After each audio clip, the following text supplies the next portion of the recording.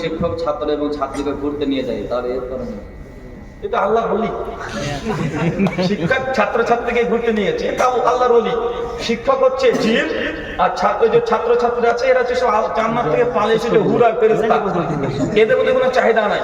বদমাশ ওই শিক্ষক কি কথা বলেন? বদমাশ। ওই কাছে মেয়ে পড়তে দিয়ে পাঠাবেন না, ওই কাছে কি করতে পাঠাবেন না, মেয়ে পড়তে পাঠাবেন না। শিক্ষকদের রিপোর্ট খুবই খারাপ আছে।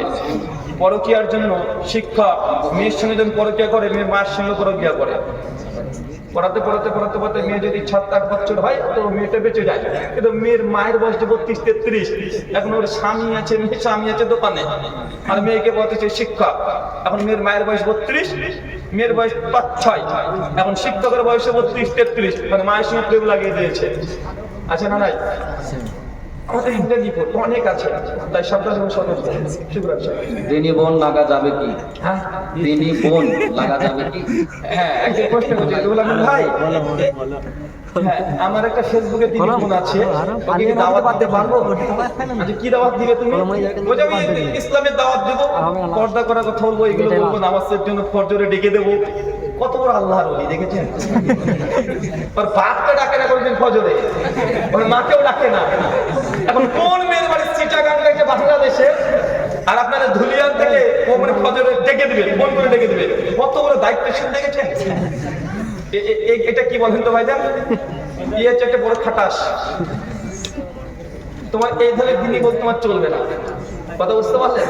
সহিহ সুনান তিরমিজি 1203 নম্বর হাদিস, আল্লাহ বলেছেন দুজন নারী পুরুষ যদি একত্রিত হয়, তৃতীয় আরেকজন থাকে, তার নাম কি? শয়তান, ইবলিশ। তাই তোমার দিনী বোন চলবে না।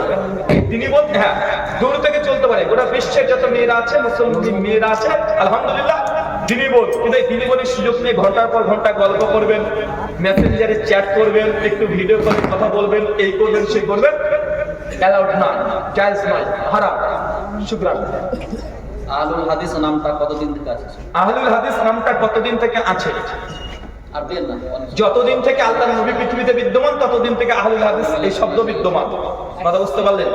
জামে তিরমিজি হাদিস নাম্বার 2192 এবং 2329, এই দুটো হাদিস বললাম। হাদিসের শেষে লেখা আছে হুম আহলুল হাদিস। জামে তিরমিজির মজুদ আছে। আহলে হাদিস এটা নতুন কোনো দল বা সংগঠন মতবাদ নয়। আহলে হাদিস একটা মানহাজের নাম, একটা ফাহামের নাম। এটা মানহাজ এবং ফাহামের নাম হচ্ছে আহলুল হাদিস। এটা কোনো ইসম বা নাউন নয়। একটু অপেক্ষা করেন। এটা জাস্ট ফেল, এটা কি? জাস্ট সিফাত। আহলুল হাদিস কি? সিফাত। আচ্ছা, আপনাদের অনেকেও আছে যে মনে করেন আহলে হাদিস এর নামে পরিচয় দেওয়া উচিত নয়। আল্লাহ আমাদের কোরআনের নাম লিখছে মুসলিম, আমাদের ডাকা উচিত মুসলিম হিসাবে। এরকম কোনো ব্যক্তি আছে? অনেক কি আছে? অনেকেই বলে এটা। প্রশ্নটা শেষ। একটা প্রশ্ন করছি আপনাদের কাছে শেষে, এই মাজলিসে কি এমন কোন ব্যক্তি আছে যে আল্লাহ কোরআনে আমাদের নাম লিখছে মুসলিম? তাই না ভাইজান? আল্লাহ কি নাম লিখেছে? মুসলিম। কিন্তু আমরা কেন নিজেকে আহলাস পরিচয় দেব? আহলাস পরিচয় দিলে তো একটা দল মনে হয়। এরকম কোন ব্যক্তি আছে যে এই মতবাদে বিশ্বাসী বা এমন মনে করেন কেউ আছে? এরকম আমার বন্ধু আছে।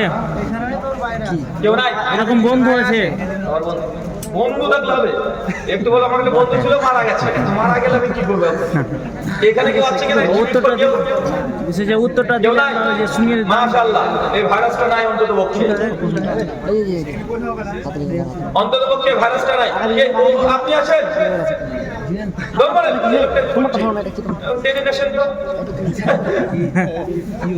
কেন হতো? ও বিপদে, আমিও বিপদে। তো যাই হোক,